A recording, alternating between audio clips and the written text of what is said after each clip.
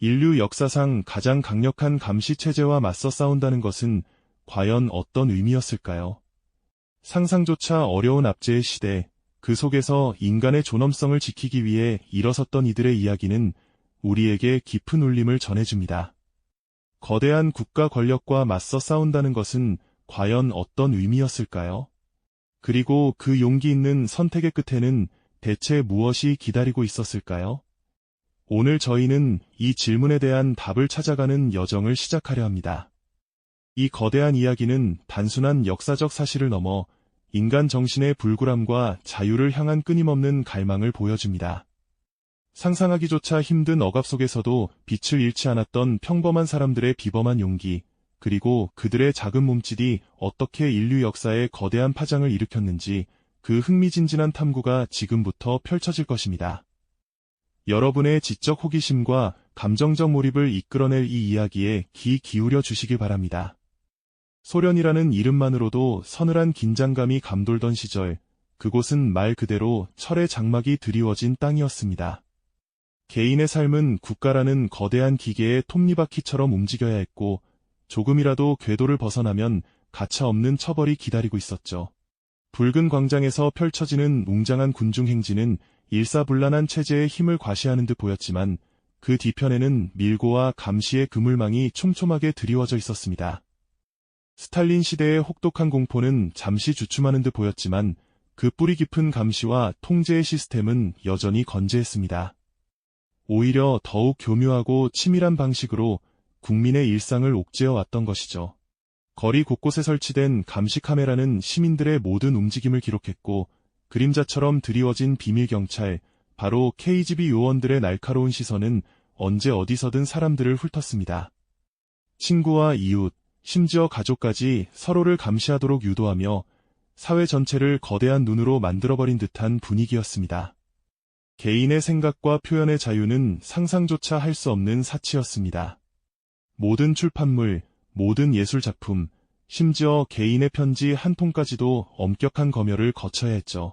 검열관의 도장이 찍히지 않은 문서는 세상의 빛을 볼 수 없었고 정해진 사상과 다른 목소리는 철저히 침묵을 강요당했습니다. 마치 모든 이의 뇌리에 보이지 않는 검열관이 상주하는 듯한 답답함이었습니다. 학교에서 배우는 모든 지식, 직장에서 하는 모든 업무, 심지어 여가 시간에 즐기는 문화생활까지 소련이라는 거대한 국가 시스템은 국민의 삶전반을 빈틈없이 장악하고 통제했습니다.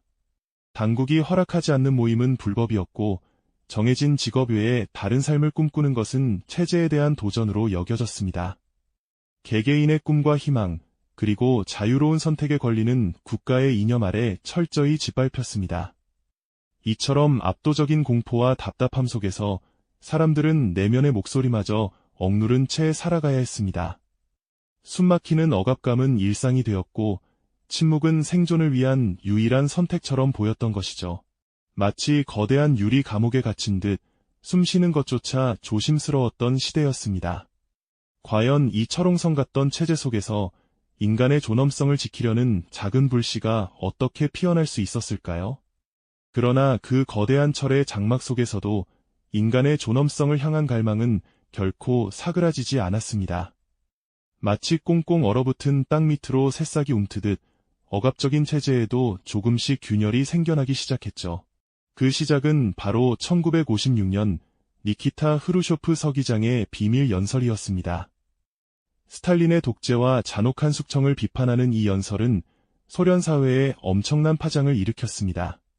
공식적으로는 공개되지 않았지만 당원들 사이에서 은밀히 퍼져나가며 수십 년간 굳게 닫혀있던 진실의 문을 살짝 열어젖혔던 것이죠. 이전까지는 스탈린의 모든 것이 절대적인 진리였는데 그 진리에 대한 의문이 제기되자 사람들은 혼란스러워하면서도 한편으로는 억눌렸던 지적 갈증을 느끼기 시작했습니다. 이 연설은 이른바 해빙기를 가져왔고 일시적이나마 사회 전반에 걸쳐 경직되었던 분위기가 다소 누그러지는 계기가 되었습니다. 물론 여전히 감시와 통제의 그림자는 짙었지만 이전에 상상조차 할 수 없었던 비판적인 사고가 아주 조심스럽게 싹트기 시작한 시기였죠. 마치 어두운 동굴 속에 한 줄기 빛이 스며든 것처럼 사람들의 마음 속에는 희미한 희망과 함께 불안감 속에 용기가 자라나기 시작했습니다. 특히 지식인들 사이에서는 이러한 변화의 바람이 더욱 강하게 불었습니다. 대학 강의실이나 연구실의 조심스러운 토론 속에서 그들은 체제의 모순과 부조리에 대해 은밀히 의견을 교환하기 시작했습니다. 공식적인 언론과 출판물이 국가의 통제 아래 놓여 있었기에 이들은 자신들의 생각을 외부로 표출할 새로운 방법을 찾아야 했습니다. 여기서 등장한 것이 바로 사미즈다트라는 독특한 저항 방식입니다. 사미즈다트는 스스로 출판한다는 뜻으로 정부의 검열을 받지 않고 자가 복제를 통해 은밀하게 유통되던 문서들을 통칭하는 말입니다. 누군가 낡은 타자기로 몰래 글을 쓰고 그것을 다시 여러 장의 탄소지에 복사하여 친구나 지인들에게 은밀히 전달하는 방식이었죠. 한 사람이 5부를 만들면 그 5사람이 또다시 5부씩 만들어 퍼뜨리는 식으로 느리지만 꾸준히 퍼져나갔습니다. 마치 지하수를 따라 흐르는 물줄기처럼 어두운 골목이나 아파트 은밀한 공간에서 금지된 시, 비판적인 에세이, 국제 뉴스의 번역본 등이 조용히 손에서 손으로 전달되었습니다. 이 작고 보잘것없는 문서들은 단순한 종이 조각이 아니었습니다. 그것은 억압받는 이들의 양심의 목소리이자 체제에 대한 저항의 씨앗이었으며 무엇보다 진실을 향한 꺾이지 않는 갈증을 상징했습니다. 사미즈다트를 만드는 행위 자체는 엄청난 위험을 감수해야 하는 일이었습니다. 발각되면 곧바로 체포되어 수용소로 끌려가거나 정신병원에 감금될 수도 있었죠. 하지만 이러한 위험에도 불구하고 많은 이들은 자신의 양심을 지키고 진실을 알리기 위해 기꺼이 그 길을 택했습니다. 그들은 이 거대한 시스템 속에서 개인이 느끼는 부조리와 모순을 외면하지 않았습니다. 대신 작은 타자기 소리 하나하나에 자신의 용기와 희망을 담아냈습니다.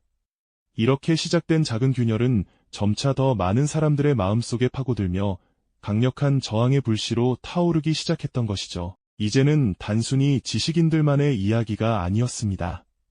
과학자, 작가, 종교인, 심지어 평범한 노동자들까지 다양한 배경을 가진 사람들이 각자의 방식으로 침묵을 깨고 일어서기 시작했습니다.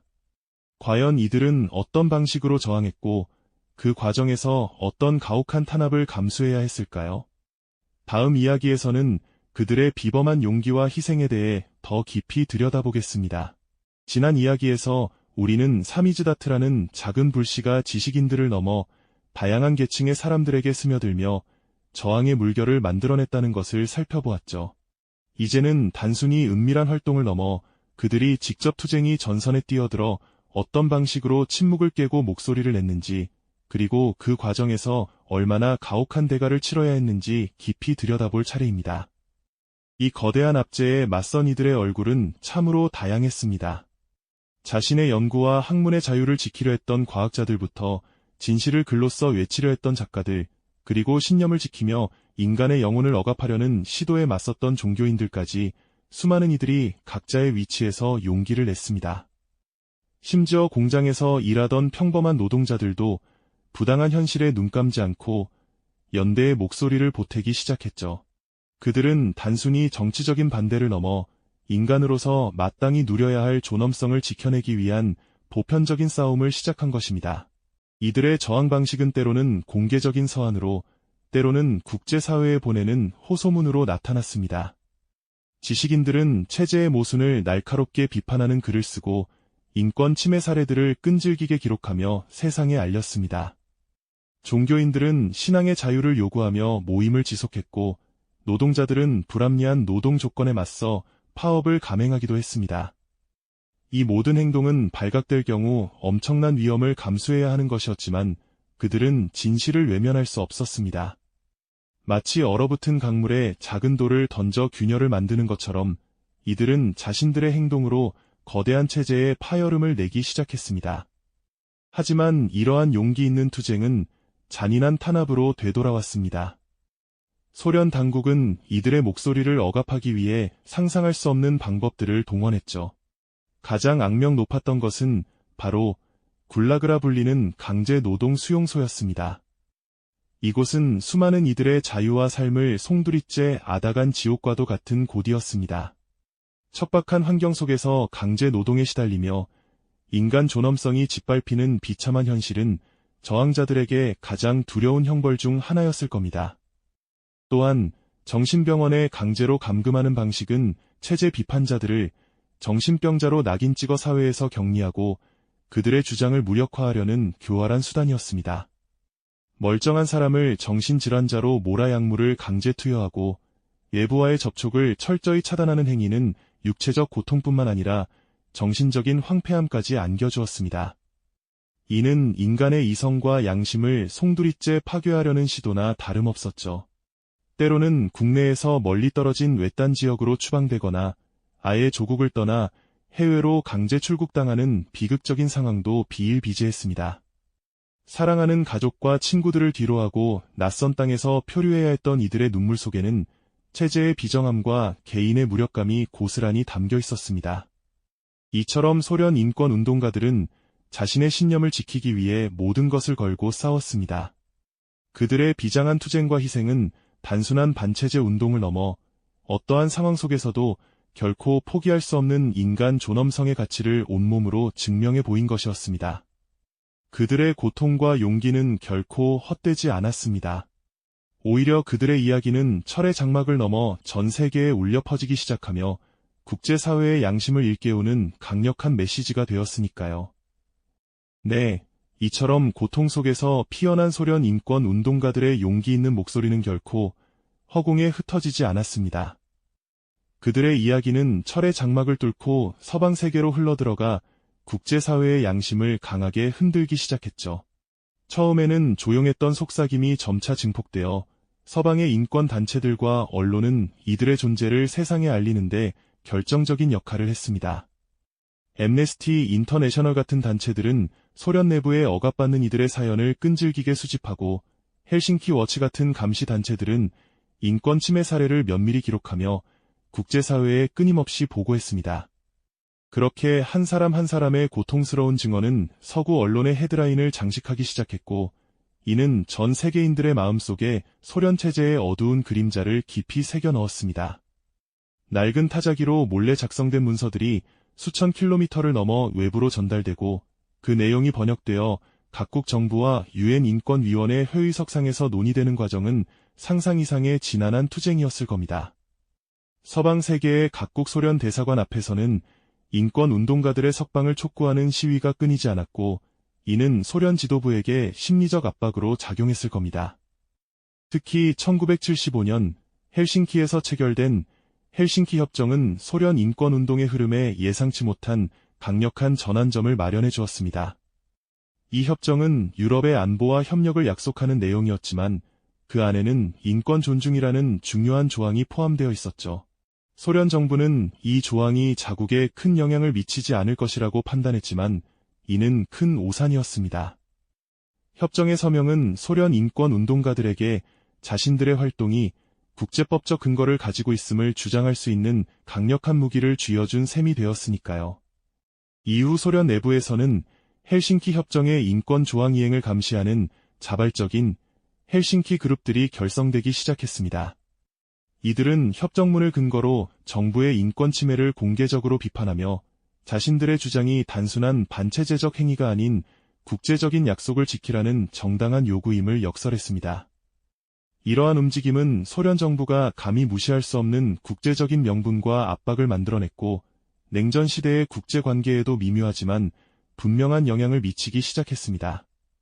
서방 국가들은 소련의 인권 문제를 외교적 지렛대로 활용하며 압박했고, 이는 소련의 대외 이미지를 크게 실추시키는 결과를 낳았죠. 소련 인권 운동가들의 이야기는 단순히 과거의 역사적 사실에 머무르지 않습니다. 그들의 삶과 투쟁은 지금 우리에게도 깊은 질문을 던지죠. 절대적인 권력 앞에 선 개인의 양심은 과연 어떤 의미를 가질까요? 그리고 인간 존엄성의 가치는 어떤 상황 속에서도 결코 타협할 수 없는 것일까요? 우리가 마주하는 부조리 앞에서 어떤 목소리를 내야 할지, 어떤 선택을 해야 할지 끊임없이 성찰하게 만드는 강력한 메시지라고 생각합니다. 억압받는 이들의 용기 있는 목소리는 시대를 넘어 울려 퍼지며 인간 존엄성의 가치를 영원히 빛나게 할 것입니다. 이 영상이 도움이 되셨다면 좋아요와 구독 부탁드립니다. 여러분의 응원이 제게 큰 힘이 됩니다. 다음 영상에서도 더 유용한 정보를 공유하겠습니다. 감사합니다.